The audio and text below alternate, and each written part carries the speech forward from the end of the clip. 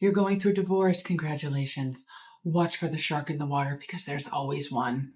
Let's talk about it. Coming closer, now that I'm a mess, tangled up in wires, I can't catch my breath, I run. This is the dating mistake I see women make time and time again, yours truly included. There's a man circling the pond. Why? Because that's what men do. They smell a desperate woman the way sharks smell blood in the water.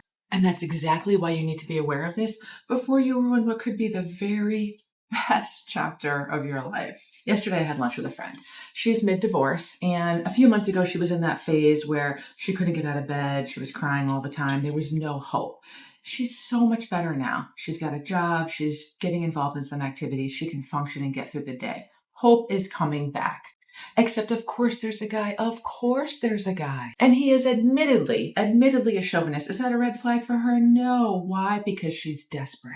And this is why we have these conversations. This is why she and I had lunch, to wipe the dust off her eyes so she could see clearly again, so she could breathe, so she could return to the facts and what she actually wants for her life, not some loser. This is a pattern I see, and once you see it, you cannot unsee it, and I don't want you falling prey to it. The first man that shows up after your divorce is almost always the worst thing that could ever happen to you if you don't walk a run. Why? Because your ex, he probably didn't say nice things to you. You've probably been living in a war zone for who knows how long. So when one man says one half nice, decent sentence to you, you lose your entire mind. You're not falling for him. You are falling for the absence of conflict. A man will swoop in because they want to be what?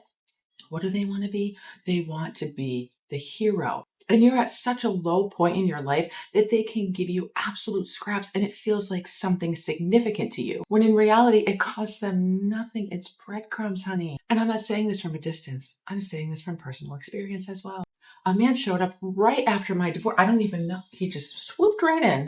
And like clockwork, we started dating, and he did offer some nice things that I hadn't had, which felt good. But pretty early on, I could see that I was walking right back into the same thing I had just spent years trying to walk out of. You know how we all say we've been married to the same man?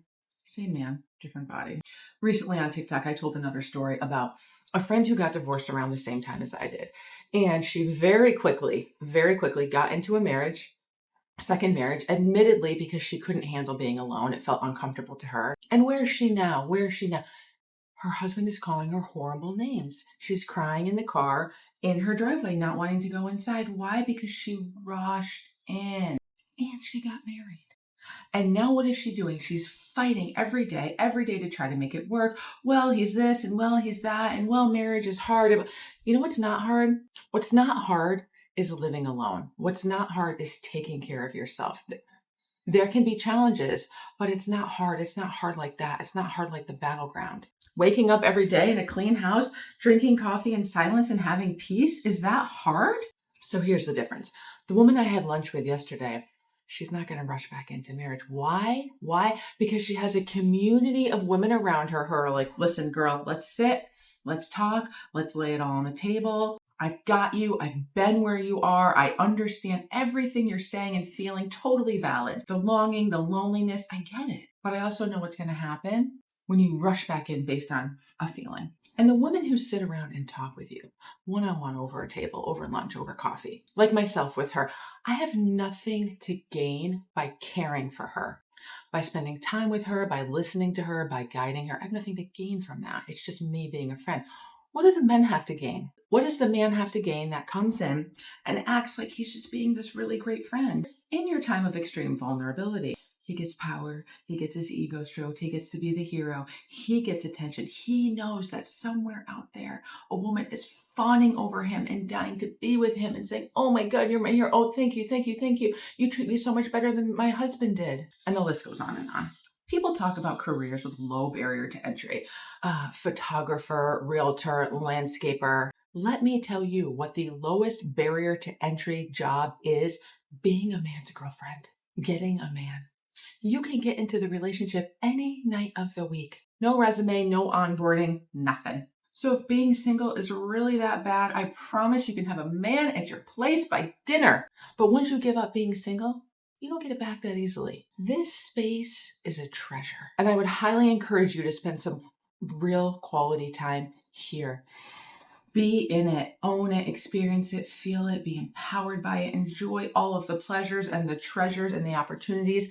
And if you really hate it, which you're not going to, or if someone really great comes along, fine. But to jump right over this single glory back into the cesspool is self-abuse. If there is a man circling the pond, he's not your knight in shining armor. He is a shark ready to take you down. There's blood in the water and it's yours. You have to recognize how unbelievably vulnerable you are right now, how needy you are right now, and take care of yourself first. Get some friends, get some family, get whoever is on your side to come around you like a community does, pat you back up, hug you, hold you, kiss you, believe in you, and send you on your way to good things. Not a messy relationship or a second marriage that's just going to implode your whole world. Listen, I've seen it played out in 10 different ways. And who do you think the happiest women are after divorce? Who do you think the healthiest women are after divorce? Who do you think the most grounded, calm, peaceful, successful women are after divorce? The ones that stay single for a bit and they rest. They rest and heal in this place. And then they decide from a place of real intellect and logic, not that stench of desperation, exactly what they're going to build and exactly who they're going to tolerate.